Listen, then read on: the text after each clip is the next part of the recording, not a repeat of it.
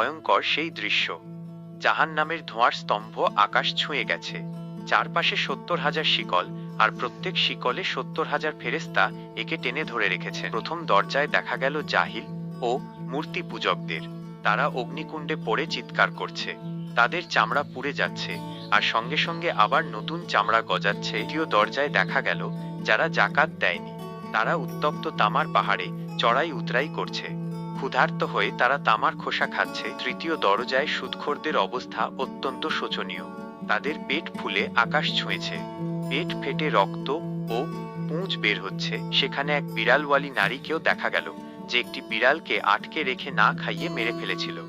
আজ তার ঠোঁট লোহার কাঁচি দিয়ে সিল করে দেওয়া হয়েছে, সে চিৎকারও করতে পারছে না। প্রতিদিন পড়ুন এই দোয়া, আল্লাহুম্মা আজিরনি মিনান নার। জাহান্নাম থেকে 15 দফা হেফাজতের আমল। লাইক দিন, কমেন্টে লিখুন আস্তাগফিরুল্লাহ, সাবস্ক্রাইব করুন এবং ভিডিওটি শেয়ার করুন।